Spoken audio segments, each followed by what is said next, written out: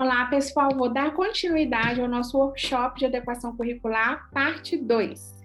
Então, como eu falei na primeira aula, as adequações curriculares, elas não precisam ser todas utilizadas em um só aluno. Vai depender da dificuldade do aluno e daquilo que os pais, em conjunto com a escola, os profissionais de apoio e o aluno decidirem. Bom, outro tipo de adequação de prova, continuando o workshop 1, é a questão de fazer prova surpresa, fazer teste surpresa. Para um aluno com dislexia ou qualquer outro transtorno de aprendizagem, como, por exemplo, um transtorno específico de aprendizagem com prejuízo na escrita, um TDAH, esse tipo de prova não ajudaria muito. O ideal é que o professor informe com antecedência aos pais ou profissionais de apoio ou ao aluno o tipo de prova que será aplicada, se será uma prova objetiva, subjetiva ou mista. Assim, o aluno ele vai ter mais tempo para preparar a sua escrita, para preparar se for uma prova oral, entendeu? Estudar já pensando em como ele tem que dar as respostas. Principalmente se esse aluno tiver uma dificuldade com funcionamento executivo, vai ter dificuldade para organizar, para planejar, para iniciar, para terminar questões subjetivas. Então, é importante que ele saiba que tipo de prova será utilizado para que um professor de reforço, ou os pais, ou, por exemplo, um psicopedagogo faça a preparação desse aluno para essa prova. O local de prova. Geralmente, nos relatórios de avaliação de intervenção, a equipe de apoio sugere que o aluno saia de sala para fazer uma prova com ledor, para ter uma hora a mais para a prova, para ter um ambiente mais silencioso, para que o aluno não fique ansioso durante a testagem das avaliações, porque se um aluno entrega a prova, esse aluno pode ficar ansioso com relação ao tempo, e tem escola que adota assim, terminou, você vai virar a sua prova de cabeça para baixo e você vai ficar quietinho na sua carteira. É uma excelente técnica, porque evita que não só o aluno com dislexia, mas outros alunos fiquem ansiosos com relação ao tempo. Mas tem aluno que necessita do ledor, necessita de um escriba, e uma pessoa lendo a prova em sala de aula pode atrapalhar os outros colegas. Então, tem professor escola que sugere que esse aluno saia de sala. Só que o aluno não quer sair de sala, o professor não insiste, ele vai fazer a prova como os outros alunos e o desempenho dele pode não ser bom. Então, o ideal não é deixar o aluno fazer o que ele quer. Isso precisa ser conversado, isso precisa ser trabalhado. Muitas vezes o psicólogo escolar precisa intervir. O ideal é que se ofereça 3 locais diferentes para a prova. A sala de aula, conversar com esse aluno em particular, explicar a importância de um ledor, de um escriba, de um tempo extra, de um ambiente silencioso. Fora de sala de aula, um ambiente fora de sala de aula, por exemplo, pega a carteira, a cadeira e coloca debaixo de uma árvore, em algum lugar ali da escola, na cantina, se lá estiver silencioso, dependendo do horário da prova, e um ambiente silencioso, como uma sala de estudo, uma biblioteca, a sala da coordenação e tudo mais. Só que aí é ideal que nessa turma, que muitas vezes pode ser que não tenha só uma criança com diagnóstico ou só uma criança com dificuldade, que se leve para esse ambiente não apenas um aluno com dislexia, leva também um aluno com TDAH, leva um aluno com processamento auditivo, conversa com os pais, explica que isso vai ser adotado. Então, aquele aluno ele não está indo sozinho, ele não vai se sentir um peixe fora d'água, ele não vai se sentir excluído da turma, porque ele não está indo sozinho. E leva aquele aluno sem dificuldade, que não tem dificuldade, tem muita facilidade para aprender, um aluno que só tira notas boas, leva ele também, se ele se adequar a esse ambiente fora de sala de aula, como ambiente externo, ou um ambiente silencioso. Assim, esse aluno não vai se sentir excluído. Está indo uma pessoa que não tem dificuldade nenhuma, está indo uma outra pessoa que às vezes ele nem sabe que a pessoa tem, se é um TDAH, se é um processamento auditivo. Então, você faz como se você fizesse uma divisão da sala de aula. Então, com isso, a gente resolve esse problema do aluno que não quer sair de sala de aula para poder fazer a prova em outro local. Erros na resposta escrita. E aí vem aquela questão: o aluno escreveu tudo bonitinho, mas ele errou demais na ortografia. E aí o professor vem e considera apenas o erro, principalmente em provas de português, prova de redação, e o desempenho desse aluno cai muito, a nota cai muito por causa dos erros. A sugestão, se for questões não na prova de redação, apesar de que ela também pode ser feita oralmente, é refazer oralmente as questões erradas. Não considerar apenas o erro quando esse erro for ortografia. Quando for um erro de conteúdo também, eu sugiro que se refaça oralmente as questões erradas e que se faça a pergunta do comando dessa questão oralmente, que se revise os termos utilizados no comando dessa questão, porque às vezes esse aluno sabe o que está escrito, ele não soube escrever, ele não soube explicar na escrita, mas ele sabe esse conteúdo e ele pode demonstrar isso através de uma prova oral naquela questão. Então, é uma prova que fica mista. Uma parte é feita escrita, uma parte aqueles que a criança errou, vai refazer oralmente. Ah, Renata, mas eu estou dando segunda chance para esse aluno, eu vou ter que dar para todo mundo. Nós estamos falando de um aluno que tem dificuldade, por isso é que o ideal é que se tem dificuldade e a equipe de apoio, os profissionais de apoio falaram, tem muita dificuldade na leitura, tem dificuldade para compreender texto, tem dificuldade de compreensão leitora, que já se coloque a prova oral. Só que tem aluno que quer fazer a prova escrita e isso é bom. Então, deixa fazer a prova escrita, mas a gente sabe que esse aluno quer fazer a prova escrita porque ele não quer ser diferente dos seus coleguinhas. Então, seria injusto não permitir ele demonstrar se ele sabe ou não, refazendo oralmente essas questões. Ah, mas aí ele vai chegar em casa, vai abrir o caderno e vai ver as questões, vai estudar e vai vir fazer a prova. Então, isso pode ser feito no final da aula, né? Já conversa com os pais, já deixa reservado que no final da aula, 30 minutos, 40 minutos, 1 hora após a aula, esse aluno vai terminar as questões da prova. O professor recolhe a prova, se for antes do intervalo, utiliza até mesmo uma das aulas, né, depois do intervalo para se fazer isso, ou no final do período, esse aluno faz essa prova ali antes de poder ir para casa, se esse for o problema. O monitor nas provas. Muitas escolas acreditam, né, os pais, que o monitor vai fazer a prova para o disléxico. O monitor não vai fazer a prova para o aluno com dislexia. O monitor, ele pode auxiliar o aluno com dificuldade de aprendizagem nos seus trabalhos escolares ali, auxiliando o que é para ser feito, como é para ser feito. Funciona como se fosse um professor particular dentro de sala de aula acompanhando esse aluno.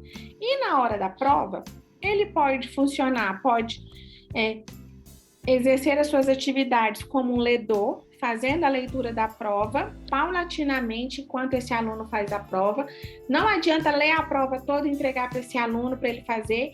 Se ele tiver dificuldades com memória, ele vai ter dificuldade para lembrar o que o monitor leu. Como escriba, transcrevendo as respostas desse aluno para a prova. Se for só como ledor, ele só vai ler. Se for só como escriba, ele só vai transcrever. Se for como o monitor, então que às vezes há um monitor na escola que é desviado para uma função de ledor para determinado aluno que não precisa de mediação. Então é só ledor. Ou como mediador, lendo a questão da prova, explicando o que aquele comando quer dizer para que o aluno responda, mas ele não vai responder a questão. Ele vai trabalhar nos comandos, explicando o vocabulário, explicando o que aquilo quer dizer. Muitas vezes tem escola que permite que o monitor dê exemplos, então isso vai depender do aluno e da escola. Então, são as 3 funções que o monitor pode exercer no momento da prova. No dia da prova, tem professor que determina o tempo exato para a prova, para crianças, alunos, adolescentes ou até mesmo adultos com dificuldade de aprendizagem, o tempo extra, 1 hora a mais para cada prova. Se eu tenho 3 provas naquele dia, então o que acontece? Muitas vezes essas 3 provas, elas precisam ser feitas, por exemplo, de 8 a meio-dia. E aí você coloca 1 hora, tem pessoas que iriam precisar de 1 hora, 40 minutos e por aí vai. Mas vamos colocar aqui 1 hora a mais para fazer a prova. Por quê? Ele precisa de mais tempo para organizar as suas respostas, ele precisa de mais tempo para ler um texto 1, 2, 3 vezes, ele precisa de mais tempo para transformar cálculos de matemática que estão relacionados à multiplicação e à divisão em soma. Ele precisa de mais tempo para pensar, para tentar resgatar, criar um raciocínio, um pensamento sobre determinado assunto. Ele precisa de mais tempo para escrever com calma, criar ali o seu brainstorm, fazer sua redação, revisar sua redação, passar a limpo. Então, o tempo extra é extremamente importante, é uma das maiores adequações curriculares para um aluno com dislexia ou qualquer transtorno de aprendizagem. Então, é importante que o professor não estabeleça esse tempo exato. Ah, mas o aluno não quer, ele quer terminar a prova como todo mundo. Recolhe a prova dele, se ele quiser permanecer em sala de aula, se for uma prova antes do intervalo, então já deixa conversado, que depois que terminar o período, ele precisa ficar 1 hora a mais para terminar a sua prova. Mas é importante que se conscientize o aluno que ele não pode deixar questões em branco, porque ele está com vergonha dos coleguinhas de turma. Isso precisa ser trabalhado por um psicólogo. Isso é muito comum em adolescentes. Outra sugestão é segmentar a prova para aplicação em 2 períodos ou 2 dias. Se esse aluno não quiser de jeito nenhum ele não puder ficar 1 hora depois da prova. Então, uma parte da prova ele vai fazer ali, o professor vai recolher e a outra parte da prova vai escolher um período da tarde, por exemplo, ou um outro dia, né, que pode ser num contraturno das aulas, para ele terminar essa prova. Então, essa prova vai ser segmentada. Então, esse aluno ele não vai levar a prova para casa. A prova vai ficar em poder do professor, ou do monitor, ou da coordenação. Mas é uma forma justa de fazer com que esse aluno demonstre o que ele aprendeu daquele conteúdo e se ele estudou. Porque mesmo com transtorno de aprendizagem, o aluno precisa estudar. E com isso é importante evitar testes cronometrados, aqueles testes cronometrados em que, por exemplo, vou dar uma questão, você tem 10 minutos para resolver e vou passar a segunda questão. É terrível para o aluno com dislexia, porque isso vai gerar uma ansiedade, vai bloquear qualquer aprendizagem que esse aluno possa ter com relação a esse conteúdo. Ele pode não conseguir fazer essa prova. Prova em branco. E aí o professor vai lá e zera a prova sem nem querer saber o porquê que essa prova está em branco. É importante pontuar a iniciativa do aluno e tentar fazer a prova, mesmo que ele não consiga. Então, se ele tentou, então isso precisa ser incentivado pelos pais, pelo professor. E pelo professor, o professor não, é importante que o professor não coloque aquele de caneta vermelha, aquele X, você não estudou. Da próxima vez, estude o conteúdo e evite dar broncas em sala de aula do aluno que deixou a prova em branco. Essa prova pode estar em branco porque ele não conseguiu lembrar o conteúdo, porque ele estava emocionalmente abalado, porque ele estava com nota baixa, ele precisava recuperar. Ele estudou muito com os pais, com professores de reforço, estudou manhã, estudou tarde, estudou à noite, estudou final de semana, e há uma pressão gigantesca para que ele obtenha determinada nota. Ele chega na prova, ele dá um bloqueio, ele não vai fazer, mas ele estudou. Então, tudo precisa ser conversado. Só que quando se coloca tudo isso em prova, eu não estou querendo que o professor passe a mão na cabeça do aluno, não é isso. É porque o aluno com dislexia, ele tem uma tendência a ter uma baixa autoestima e muitos alunos podem ter um princípio ou uma depressão já instalada que fica oculta ali, ninguém sabe, ninguém percebe, até que esse aluno comece a dar sinais. Mas até que isso aconteça, entendeu? Coisas piores podem acontecer. Então, precisa compreender o porquê que essa prova está zerada. Agora, se ele faz, mesmo que ele faça tudo errado, se puder um décimo que seja, 2 décimos, 5 décimos, porque ele tentou, mesmo fazendo errado, só dele tentar, para aquele aluno que está acostumado a deixar a prova em branco, e ele começou a fazer tentativas de responder, a pontuação por ele tentar tem um valor emocional gigantesco. E isso precisa ser decidido, é claro, em conselho de classe, em conjunto com os pais e os profissionais. O aluno quer fazer a prova da mesma forma que seus colegas e o professor proíbe porque ele tem problema. É outra coisa que jogam balde de água fria em qualquer trabalho, qualquer psicólogo esteja fazendo com esse aluno. Então, o ideal é deixar o aluno fazer a prova em sala de aula, ele não quer sair, ele quer ser igual aos seus coleguinhas. E depois, em um contraturno, fazer a prova oral. Outra forma também é segmentar a prova em pequenos testes, como se fossem exercícios. Pega a prova desse aluno e aí, então, né, nessa aula, ele começou fazendo a prova ali com seus coleguinhas, o professor recolheu. Na outra aula, esse aluno vai receber esses exercícios para ele fazer, para ele continuar, o professor vai recolher. Então, isso fica segmentado, por exemplo, em 4 aulas daquele professor. É uma prova que vai demorar mais tempo para ser feita, é uma prova que vai demorar mais tempo para ser corrigida, mas é uma forma de contornar esses problemas. Só que, mais uma vez, é importante que os pais e o profissional da psicologia conversem com esse aluno e explique a importância de se sair de sala de aula, a importância de se ter um monitor, de se ter um ledor. Isso não é vergonha.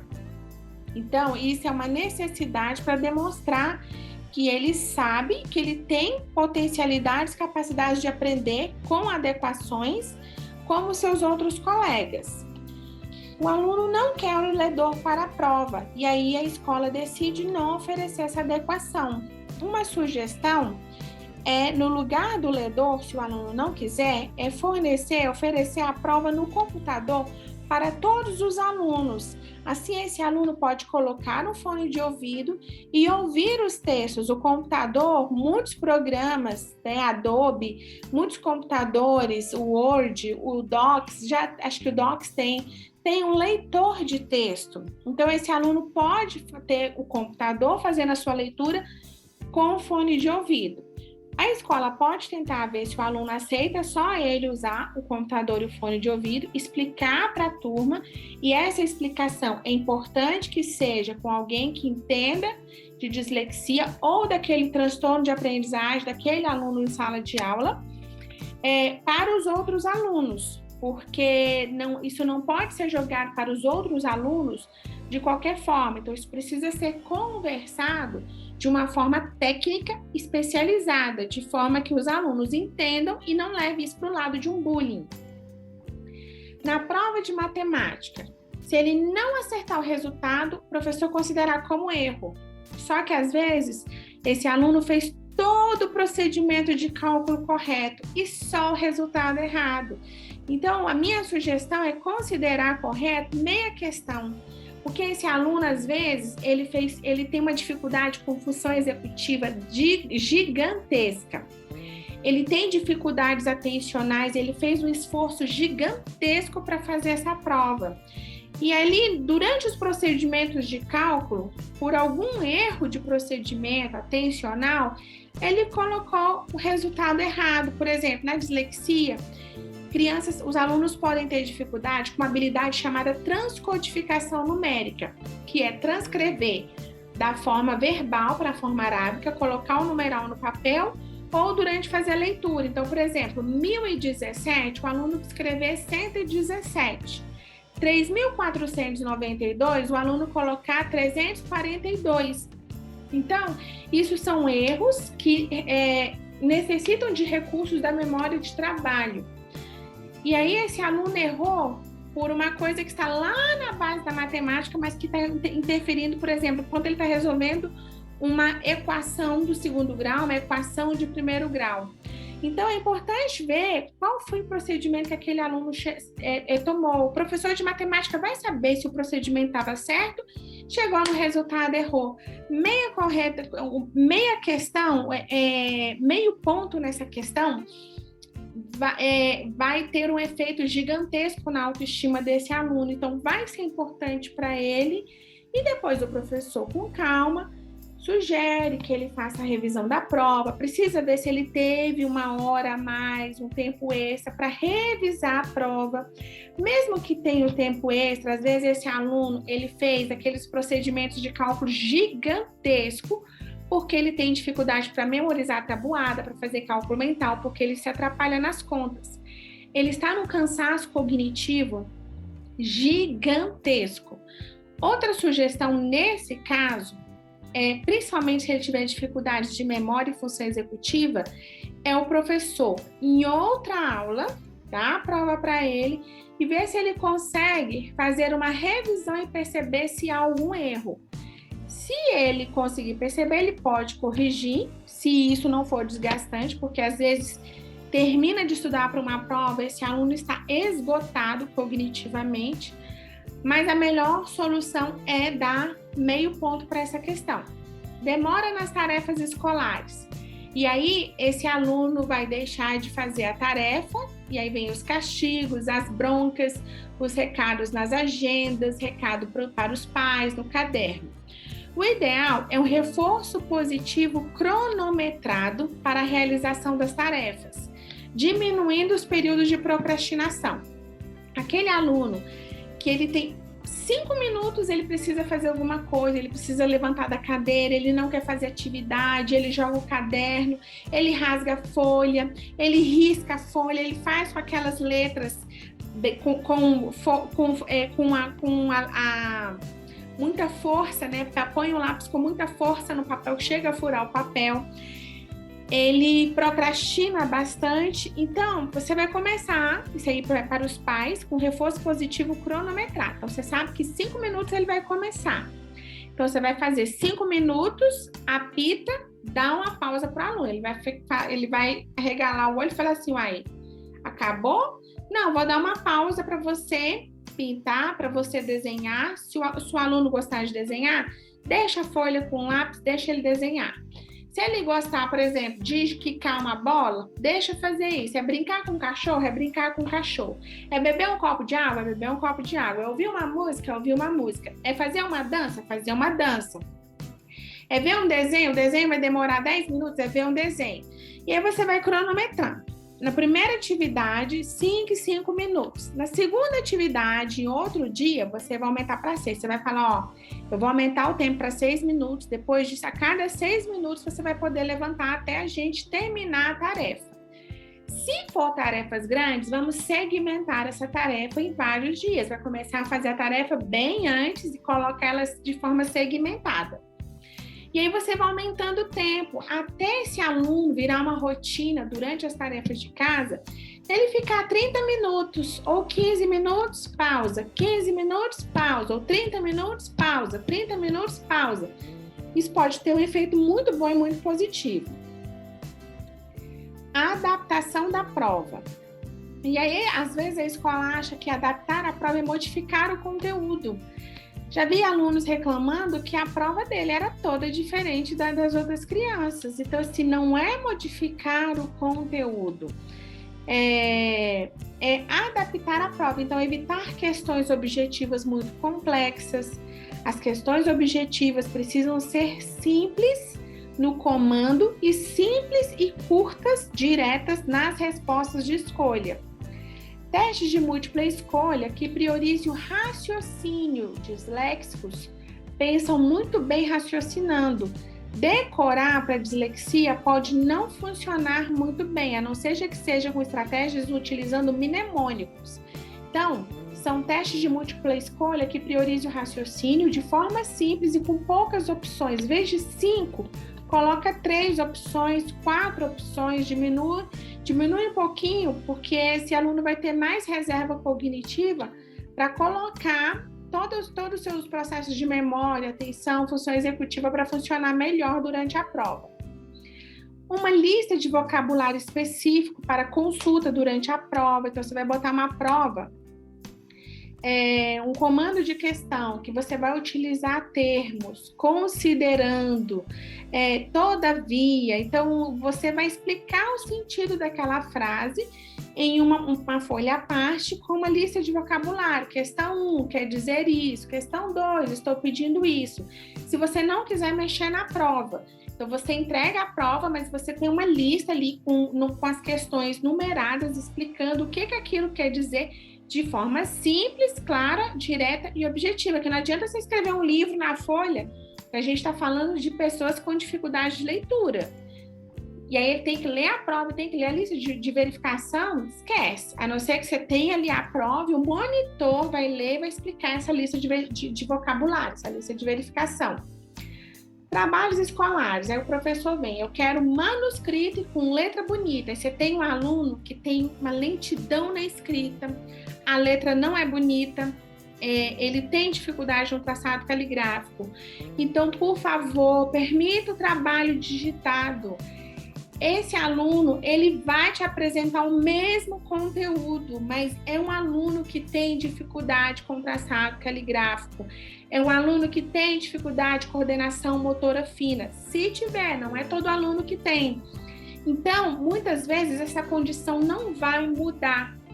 E ela pode até mudar se ele fizer isso de uma forma bem lenta, bem cansativa, bem maçante. E o objetivo da escola é ter que esse aluno esteja motivado para aprender o conteúdo daquela disciplina. Se você não permitir, você morreu para esse aluno. Ele vai te odiar até a exaustão. Eu odeio história. Por quê? Eu tenho que fazer aqueles trabalhos escritos gigantescos, onde nem eu entendo o que estou escrito. Você acha que a professora vai entender o que eu escrevi? Então, alunos com dislexia são alunos inteligentes, eles percebem as coisas.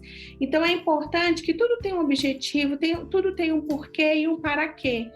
E o trabalho digitado também não vai ser fácil, porque vai catar letrinhas ali, tem dificuldade de coordenação motora fina, a não ser que aprenda a utilizar o teclado como uma estratégia para superar suas dificuldades na hora da escrita. Então, se conseguiu elaborar a estratégia, melhor ainda, porque isso esse aluno vai ter mais tempo para estudar conteúdo depois que fizer um trabalho de uma forma mais ágil. Deveres de casa devem ser feitos por completo até de madrugada. Tem pai que fica até de madrugada fazendo exercício com o filho, para que ele entregue o conteúdo, porque os pais estão cansados, eles esgotados, eles não sabem mais o que fazer com tanta reclamação da escola. Então, o ideal é segmentar e organizar os deveres de casa pela velocidade, capacidade do aluno em conseguir realizá-los. Então, ele não vai deixar de fazer, ele só precisa de um prazo maior para entregar. É o limite do aluno, é a capacidade dele, são as limitações dele. Então, se nós oferecemos adaptações para alunos com diversas deficiências, por que não oferecer para um aluno com transtorno específico de aprendizagem? Porque o transtorno não é visível, ele não é visível, mas ele está ali. Shaywitz, uma neuropediatra americana da Yale University, que estuda dislexia há mais de 20 anos, ela falou agora no artigo de 2021 que nós já temos uma assinatura neural para dislexia. E isso está comprovado através de exames de neuroimagem funcional, que não existem clinicamente, né? Pelo menos eu não estou sabendo ainda, se tem, eu acredito que não, mas são utilizados em pesquisa. Então, as pesquisas já comprovam que o cérebro do aluno com dislexia, ele funciona de uma forma diferente, então ele precisa de uma aprendizagem diferente. E a dislexia não é rara. A cada 5 crianças com dificuldade de aprendizagem, uma é disléxica. É uma prevalência altíssima dentro de sala de aula. Só que tem muito aluno que não está diagnosticado, porque é muito caro conseguir um diagnóstico de dislexia. Então, a escola precisa auxiliar esse aluno durante a sua aprendizagem. Nos trabalhos em sala de aula, o professor dá a instrução apenas uma vez. E aí, aquele aluno que tem dificuldade, é o palhaço da turma, faz muita bagunça, não para quieto, professor, você pode repetir? Não vou repetir. E aí, o que acontece? Esse aluno tem dificuldade para pegar a instrução. Às vezes, ele estava até quietinho, prestando atenção, mas ele não conseguiu compreender tudo o que era para ser feito. Principalmente se ele tiver um TDL, um transtorno do desenvolvimento de linguagem, que pode comprometer linguagem compreensiva. Se ele for um TDAH, se ele tiver um processamento auditivo alterado. Então, quando o professor for dar instrução e tiver um aluno com dificuldades, dá essa instrução escrita, e aí você vai falar, esse aluno vai poder acompanhar, fazer marcações. Dê instruções orais de forma curta, para esse aluno acompanhar com a escrita. Repita 2 ou 3 vezes o que é para ser feito e depois peça para a turma repetir. Você vai estar reforçando os processos de memória. Então, você vai auxiliar esse aluno e ele depois vai ter essa instrução escrita para levar para casa, para que a escola, os pais ou o professor de reforço providencie a mediação nesse trabalho. As anotações de tarefas de casa, aí vamos colocar aí no caderno da disciplina português, coloca no caderno, coloca no de história. Aí esse aluno com dislexia, com TDAH, que pode ter uma dificuldade com a organização, abre lá no caderno de matemática, vou anotar aqui porque o professor vai começar a falar, eu não vou ter tempo, e anota a tarefa de português no caderno de matemática. Chega em casa, almoça, vai brincar com o cachorro, vai ver desenho, vai tirar uma soneca, vai jogar no computador e aí vai sentar para fazer a tarefa e não anotei, não lembra qual era a disciplina que estava, não acha a anotação. Tem que ter uma agenda própria para isso. E aí essa agenda o professor tem que pedir para pegar, deixar já pronto. Quando pegar, o professor dá a tarefa.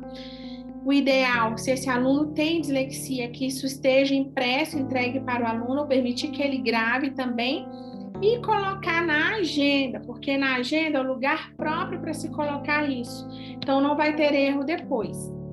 Durante a aula, o aluno acompanha com o livro ou apenas escuta o professor, as 2 opções que ele tem. E aí ele tem dificuldade para ler, ele não vai acompanhar com o livro, porque se o professor vai estar explicando, ele vai ler partes, ele para, ele volta algumas partes, ou então ele só explica, ou ele só escuta, mas ele tem um estilo de aprendizagem que é mais visual, e aí ele não vai conseguir aprender o que o professor está falando.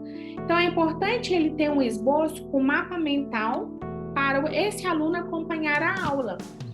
Para ele ter um esboço com mapa mental, os pais precisam saber quais serão os próximos conteúdos a serem dados em sala de aula. Terminou a aula, o professor vai dar por impresso qual é o próximo conteúdo que ele vai dar em sala de aula, porque o professor tem um planejamento bimestral, trimestral, semestral, de quais serão as aulas, de como ele vai dar essas aulas e tudo mais. Ele tem um plano de ensino. Então, isso precisa ser passado para os pais, para que o aluno tenha um material para ir acompanhando e facilitar as anotações para dar autonomia a este aluno. Na prova oral, para toda a turma, então o professor vai fazer pergunta aos alunos. Então, o ideal é dar um tempo, isso seja na ordem ou na ordem da chamada, ou na ordem da posição das crianças, para que esse aluno possa pensar, se acalmar e não ser pego de surpresa. Permitir que o aluno esboce sua resposta e leve o esboço quando for chamado para explicar sua resposta. Para isso, o professor ele vai pedir para que, se for uma prova oral, né, que não pode ser com consulta, ninguém vai abrir livro e caderno. Mas esse aluno, e aí seria justo que todos tivessem já a sua pergunta, se forem perguntas diferentes, para que ele possa pensar, levar o esboço, quando for chamado para explicar a sua resposta. Isso seria o ideal. Se aquele aluno não se importar de ficar um pouco diferente dos outros, quando for a vez dele, o professor vai dar a pergunta e ele vai ter a opção de escolha. Você quer responder agora ou você quer um tempo para pensar? Então, ele tem um tempo do outro aluno responder e ele retornar. Isso pode ser feito com toda a turma ou só com o aluno, se esse aluno não se importar da forma de avaliação dele ser um pouco diferente. Na redação, quando o professor oferece um tema ou deixa a escolha de tema livre, e o aluno tem muita dificuldade com função executiva, ele vai ter muita dificuldade para iniciar e terminar essa redação. O ideal é que se tenha as palavras desse tema, que tem um tema definido, e que se tenha as palavras desse tema em um brainstorm, que é uma chuva de ideias. Então, se o tema é pandemia, então você dá uma lista ali com palavras. Vírus, pulmões, hospital, isolamento social, aula remota, contaminação, álcool, mãos, China, mundo, e aí vacinas, e aí você deixa esse brainstorm, e aí esse aluno vai ser trabalhado já pelo professor de reforço, pelo fono, pelo psicopedagogo, a categorizar essas palavras em classes semânticas. Vacina, hospital, doença, proteção, álcool. Então, deixa tudo separado ali o que é para proteção contra o vírus. O que está relacionado à doença? Respiração, falta de ar, tosse, coriza, pulmões, hospital. Pode repetir a palavra. Ele vai ter uma organização semântica para começar a escrever a sua redação. E às vezes esse aluno ele não sabe discernir quais aquelas palavras poderiam iniciar, quais poderiam concluir. Então, o professor, se for um aluno com muita dificuldade, pode oferecer já esse brainstorm categorizado e numerado na sequência, ou ele pode ter o auxílio de um monitor para auxiliar nessa organização. E como é que eu sei que ele tem dificuldade com função executiva? Na avaliação neuropsicológica tem que estar escrito. Posição em sala de aula. Tem que sentar na primeira carteira na frente. Quando esse aluno senta na frente, isso eu já vi em várias avaliações, quando eu vou avaliar o paraeducativo, tem criança que coloca lá 4 carteiras na frente e toda a sala de aula atrás. E aí, por que só essas 4 na frente? Porque aqui senta aqui quem tem problema. E você senta onde? Aqui na frente. É um peso gigantesco. Se esse aluno puder sentar na segunda ou terceira cadeira, afastado de portas e janelas, para não ter distratores, seria o ideal. Tem criança na frente, tem criança do lado, tem criança atrás. Formou um bolsão de segurança. Essa criança vai estar incluída na sala de aula. Quando essa criança, seja qual for o transtorno específico de aprendizagem, tenha comorbidade com TDAH, e aí o professor vai pressionar o aluno a iniciar ou concluir a tarefa. Você tem que começar. O tempo passou e você não fez nada. Aí o professor passa, olha, a prova está em branco, ele vai lá na frente. Gente, o tempo está correndo. Quem não começou, se não começar, não vai dar tempo. Você acabou com a prova desse aluno. Ou ele vai escrever qualquer coisa, ou ele vai entregar essa prova em branco. Então, é importante para esse aluno que ele tenha uma mediação no início e no final das tarefas. O monitor pode estar só ali, ou o aluno tutor. Viu que está difícil começar? Vai lá e dá uma ideia, faz uma mediação, dá um auxílio para iniciar, a mesma coisa para terminar. Principalmente provas de redação e provas subjetivas.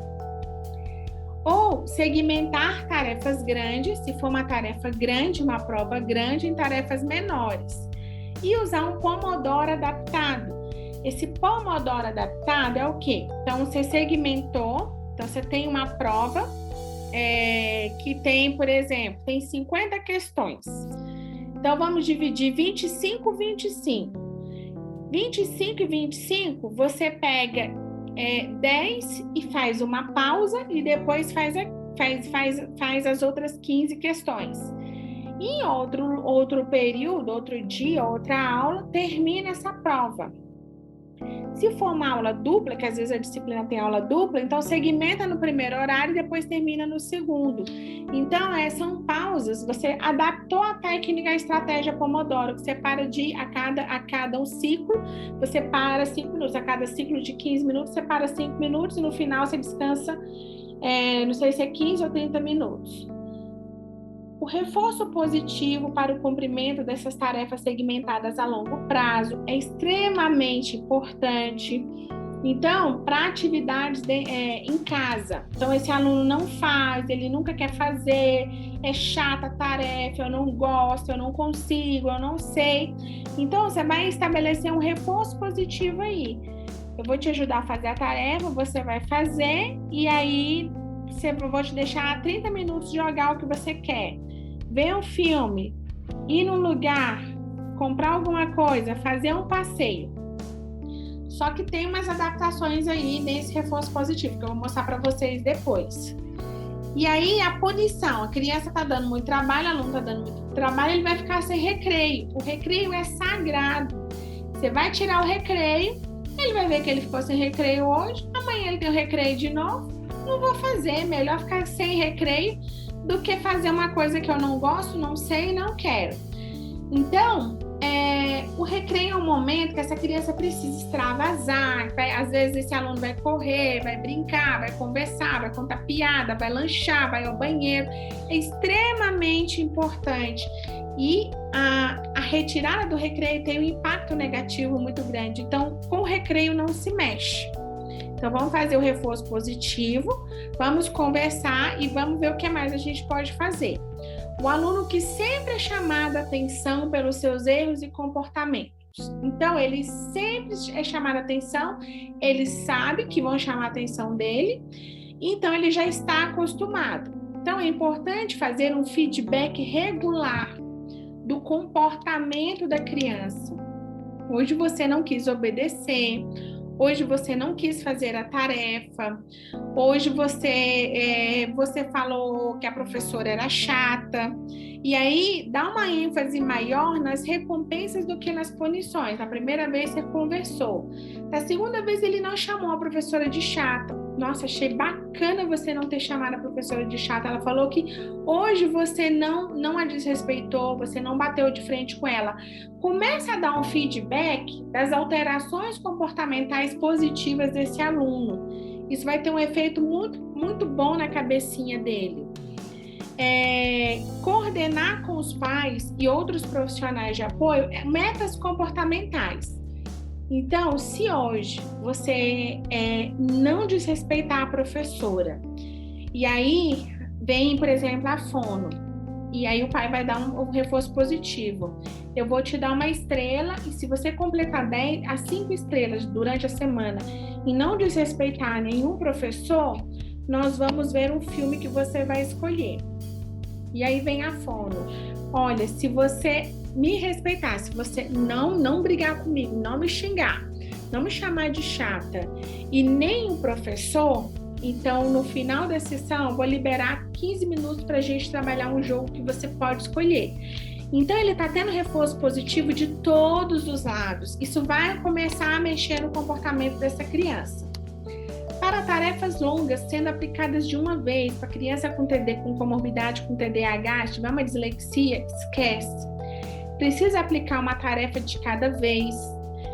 Fornecer pausas entre as tarefas. Às vezes não vai ser possível concluir. Por exemplo, tem tarefa de história, geografia, português e matemática para o outro dia.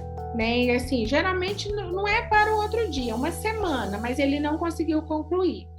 E avaliar o conhecimento e não o tempo que essa criança dispensou para fazer essas tarefas. Nota as instruções faladas de uma vez e ao final das aulas. Final da aula, um aluno com TDAH está exausto cognitivamente, ele não tem reserva atencional para prestar atenção em nada. Então, é ideal que se forneça as instruções por escrito enquanto o professor fala, colocar figuras ou ilustrações sobre o conteúdo. O TDAH funciona muito bem com figuras e ilustrações, é uma forma de chamar a atenção dele. Punição da alteração comportamental no final da aula ou em outra aula. Então, se o aluno chamou o professor de chato, ou o aluno, por exemplo, se irritou e brigou com um coleguinha, é ideal que se converse com esse aluno naquele momento, em particular.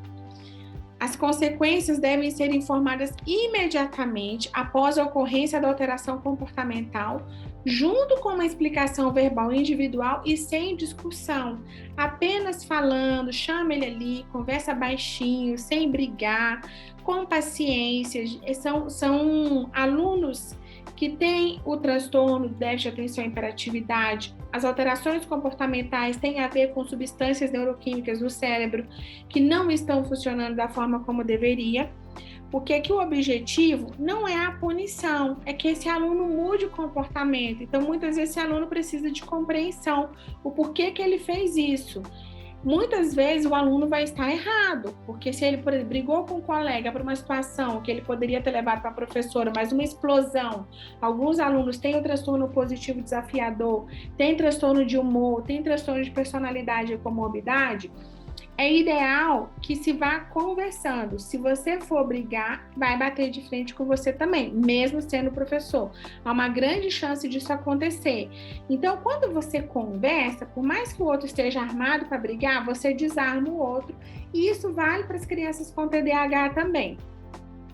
Aplicar sempre o mesmo reforço positivo, a mesma com recompensa, não vai funcionar. Funciona da primeira, da segunda, esquece. Tem que trocar o reforço ou recompensa a cada 2 semanas. Pode reservar um estoque de reforço e recompensa. Não libera tudo de uma vez para você ir negociando.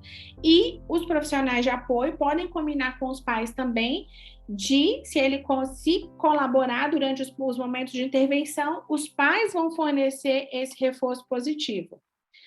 Aplicar somente a punição quando houver alteração comportamental. E aí, é só punição, só punição, só punição. Teve alteração comportamental? Vamos botar uma punição.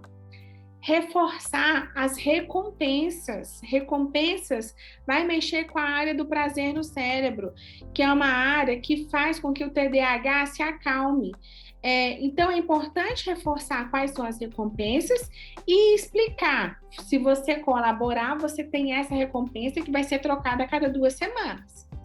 E aí você vai montar o quadro de recompensa, porque ele precisa visualizar que ao final de uma semana, ao final de um mês, olha isso aqui, nossa, eu mudei meu comportamento, olha o tanto de coisa boa que eu consegui agora e comparar. Nossa, olha o que o meu comportamento durante a semana me trouxe de consequência. Então, é recompensa ou consequência? Então, você vai brincar assim sempre. Tem o quadro da recompensa, tem o quadro da consequência. E explicar, antes do início de qualquer atividade, qualquer tarefa, antes de ir para a escola, antes de ir para a fono, antes de ir para o psicopedagogo, para o psicólogo, a recompensa e a consequência. E deixa ele escolher. Muita novidade durante as aulas. Se tiver muita novidade durante as aulas, esse aluno vai ficar extremamente ansioso. A ansiedade vai tomar conta dele, ele não vai dar conta de prestar atenção. Então, é importante utilizar uma sala de aula, uma aula previsível. Isso precisa ser comunicado antes, para que esse aluno não chegue lá e se depare com uma experiência com um vulcão, com um campeonato na aula de educação física, muita coisa que vai deixar ele ansioso. E utilizar a rotina. A rotina, ela não vai bem só para o TEA, a rotina vai bem para o TDAH também. As regras devem estar visíveis para todos os alunos. Já deixa as regras na sala para depois, quando ele fizer alguma coisa, ele não vir com o argumento de que ele está sendo perseguido e que o professor não gosta dele. As regras estão lá para todos os alunos.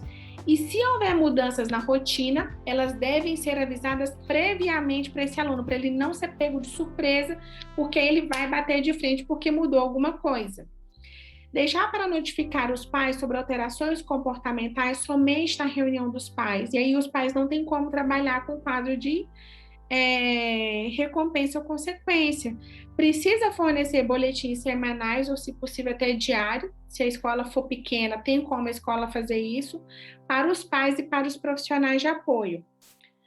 O material escolar. Então, é importante montar um quadro organizador de rotina escolar para o aluno organizar o seu material escolar. Na segunda, vai livro de literatura, matemática e geografia. O caderno da capa para matemática é capa tal, e você pode encapar o livro de matemática, o caderno de matemática, se for um caderno para cada matéria, da mesma cor, e botar lá em bem grandão, matemática no livro e no caderno. Se for um caderno de 10 matérias, então o caderno de matemática, tá lá, pode até botar uma capa transparente, mas tem um adesivo grandão verde no livro e no caderno. Você vai sinalizar tudo. Sempre verificar se esse aluno cumpriu a organização do material. É um erro, pai, que acha que a responsabilidade é só dele. É TDAH, é dificuldade atencional, se for do subtipo desatento ou do subtipo combinado. Vai esquecer, tem dificuldade com a organização, pode não fazer direito. E se fez direito, pontua para utilizar recompensa. Você vai reforçar um bom hábito. Forneça fichário, separa as disciplinas no caderno por cores. Se for fichário, então caderno de matemática tem a faixa verde, fichário tem a faixa verde lá, separando para fora, durinha, para não quebrar, né? Só a pontinha para ele saber onde é que está aquele caderno ali. A organização é uma habilidade que precisa ser ensinada e ela não vai ser aprendida de forma rápida, então ela leva tempo. Geralmente o psicólogo vai trabalhar, o terapeuta cognitivo comportamental vai trabalhar com essa questão de organização, de função executiva, só que isso leva tempo. Então esse aluno não vai aprender isso da noite para o dia, vai haver muitos erros nesse percurso, quando esse aluno se encontra ali no estágio inicial dos processos de intervenção. Durante as aulas, sempre que possível, professor, forneça aula prática para esse aluno com transtorno específico de aprendizagem, com dislexia, com TDAH. A aula prática promove um conhecimento gigantesco. Esse aluno vai aprender mais com a aula prática do que com a aula teórica. Inquietação. É preciso oferecer o brinquedo da inquietação, alguma coisa que ele precisa manusear, né? Então, tem muitos brinquedinhos, o pop-it ali, que ele fica ali apertando, enquanto está prestando atenção na aula, enquanto está fazendo uma tarefa escolar. Permita desenhar, permita manusear o lápis na mão, só não pode ficar batendo para não atrapalhar outros colegas. Então, encontre um meio que faça com que essa inquietação que toma conta desse aluno diminua um pouco para que ele possa prestar atenção naquilo que o professor está ensinando. Durante a realização de uma atividade, ouvir música clássica com fone de ouvido pode ajudar bastante. Eu tive uma criança que eu atendi que ele gostava de fazer atividade com música eletrônica.